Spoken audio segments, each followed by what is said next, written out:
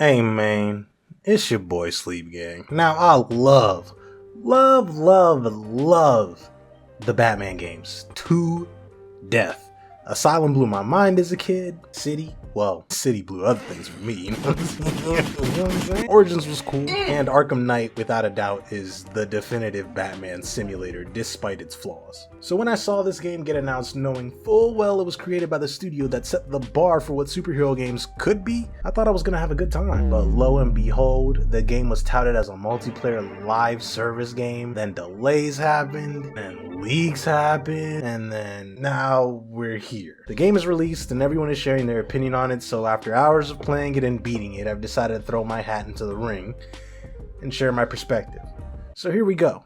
Let's start where it matters, the gameplay. Gameplay consists of three things, barely: shooting, melee, if you could even call it that, and traversal, and they all suck. When it comes to combat, shooting is all that's on offer here, and sure, there are some augments and possible weapon combinations in the skill trees, but none of that makes a difference if there's no uniqueness amongst the characters aside from traversal. Now, I know I shouldn't really compare Kill the Justice League to Arkham Knight, because they're completely different game genres, but everyone in Arkham Knight, hell, throughout the entire series if you want to take it there, had their own moves, animations, gadgets, traversal. Everyone felt unique. You have none of that in Kill the Justice League. Weapons are interchangeable, so there's virtually no difference to any of the characters other than how they move, and as for traversal, it's limited. Sure, everyone has their unique ways of getting around, but it doesn't flow at all, especially with limitations. I mean, I know why they did this, to make combat more engaging, but it just dampers the hell out of movement. The game just generally lacks the constant fluidity and snappiness that the Batman Arkham games have. But King Shark does make the kids yearn for Hulk's ultimate destruction though, so that's cool. Also, there is a lazy and downright pitiful set of mission types in this game. Protect the vehicle in an escort mission. Destroy all the alien thingies to drive back Brainiac's forces. Defend points of interest. That's all that's in this game. Literally, that's honestly all that's in this game. You got the bottom of the barrel of mission structure in this game. Actually, wait. Actually, I'm lying, because there's some Riddler-related activities to break up the monotony, but not by much, or if at all, if you're not a fan of Riddler's quote-unquote riddles. But yeah, that's pretty much it for gameplay. I don't really got too much to say. It's bad, it's boring, it's bland, and it's uncreative. But the fact that this game has the audacity and unmitigated gall that it expects to keep players fed for 13 more iterations of Brainiac, no thank you. This game will be dead if it isn't already by that time. Especially when a prepubescent Joker is going to be playable in the first season. I'm glad he's living up to his namesake, because I'm laughing at how trash this already is.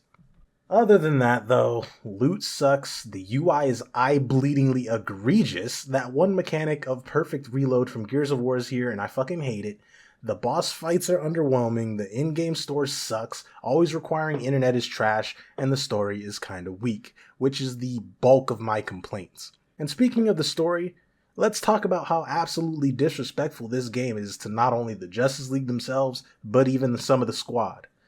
I want to start with Superman, because Superman caused all this bullshit in the first place. If you go into the Argus tapes, you can find recordings of various characters that expand the lore, which is not uncommon for any Arkham game or any Rocksteady game. One of these tapes include the Justice League discussing how they should move against Brainiac. So, what are the odds that thing is friendly?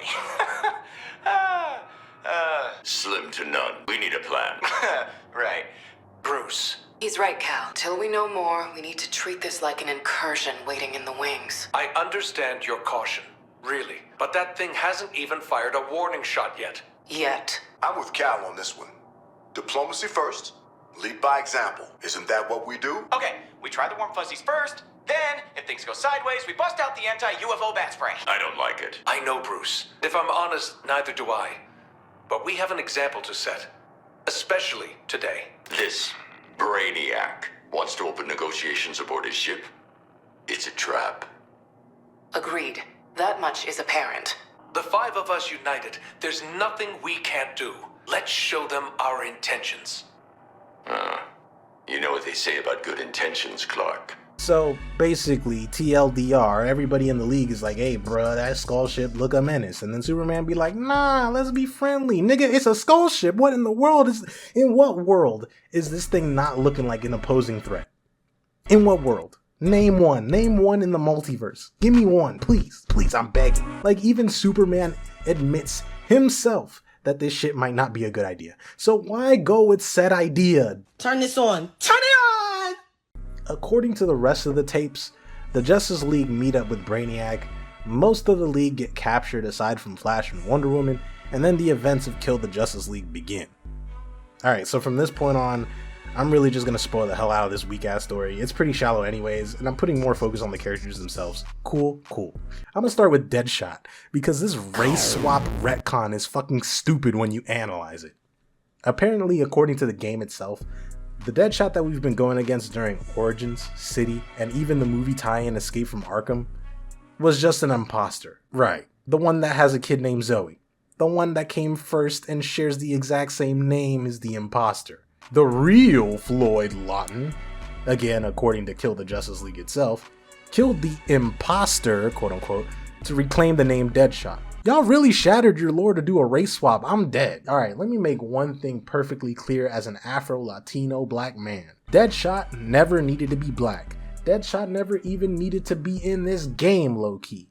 Robert Dubois' Bloodsport would have been a solid option if you needed someone that shoots guns. But nah, let's make the guy who's been white this whole time not be the real character. No! Why you doing that? That's my guy! Also, what the fuck is Deadshot's beef with Green Lantern? The fact that he got arrested by him? I don't think I ain't peeped that black on black police thing in the bio. Nasty work, by the way, Rocksteady. Whoever wrote this needs to be fired. As for Boomer and King Shark, they don't really have anything inherently wrong with them. I mean, well, there's a lot wrong with Boomerang throughout the narrative, but, you know, nothing inherently wrong with their characters in this game. So I'm just gonna skip past both of them. Harley, though, I take heavy issue with. Really just because of how inconsistent she feels throughout the Arkham franchise in its entirety. In Origins, she gets manipulated by Joker, so that clears. Asylum, she's a hench that gets her ass kicked by Batman multiple times. Also clears. Same way with City's main campaign. But Harley's DLC is where it gets a little interesting, because she actually manages to capture Batman. Only for her ass to get dusted by Robin, but still, W to her. She hit him with the blick once and bagged him. Mad respect. Shows she could do shit on her own. But in Arkham Knight, she just regresses all over again. Like, are you capable or not? Now, all of a sudden, she's just this crazy, powerful acrobat that... She's a human being. She's just a human. Like, any of these aliens would have ended her. Like, 100%. Like, there's no... Like, outside of acrobatics and using a bat and having... proficiency with a gun, she shouldn't even be in this game either. She's not even that capable. You could have had Slade's daughter and it would have made more sense. But now in Kill the Justice League, Quinn alongside the squad end up taking down Batman? You talking about this Batman? The Batman that beat a Titan Joker? The Batman that saved an entire city from getting wiped off the map on death's door, mind you? You talking about the same Batman that crossed up, backstep, faded away a Joker disease that plagued his mind due to fear gas, and can hit niggas with a 3-piece combo with fear takedown? That Batman? I hope you choke on a motherfucking cheese stick, you nasty, greasy bitch. You look like you drink white Gatorade and smell like nickels. Well... Not quite. After sitting with this game long enough and seeing people complaining like some fucking hoes about Arkham Batman dying, I noticed a few things. Number one, this Batman, along with the Justice League, is mind controlled by Brainiac. Just because Brainiac captured most of the Justice League, it doesn't mean he knows how to effectively utilize them. Especially when they get beat by these 4 fucking goobers. Number 2, comic book and video game nerds alike have noticed various hints that the Justice League is a little abnormal due to Brainiac's influence. Green kryptonite doesn't affect Superman, and gold kryptonite barely makes Superman bleed. The Flash's pinky grows back despite getting cut off by Boomerang earlier in the game. The Green Lantern ring doesn't act how it's supposed to after the death of John Stewart, so this might not actually be the actual Justice League, just genetic copies of them, or modified versions of them. I mean, Brainiac himself turns into Flash at the end of the game, so that feeds into the theory, but none of that matters because the damage has already been done. Casual gamers who've played the Arkham games are upset, comic book nerds are upset, everyone is upset. Where's Gotham Knights? Where's Gotham Knights? I gotta give them an apology. I gotta say I'm sorry. I gotta say I'm sorry to Gotham Knights because they handled Batman's death way better and they had a way better story. Like, I gotta say sorry to Gotham Knights. I'm sorry, Gotham Knights. You still suck, but I mean, you have heart. Doubling back to Batman, because he low-key deserves his own section, Batman received the absolute worst in terms of character assassination. And no, being brainwashed by Brainiac or possibly being a clone doesn't change the fact that Bruce presumably kills Robin off screen, kills members of the Metropolis Police Department, or just night shift guards from the Bat Museum, I'm not really sure. The fact that Rocksteady undid Batman's supposed death and or retirement and gets killed by Harley Quinn of all people.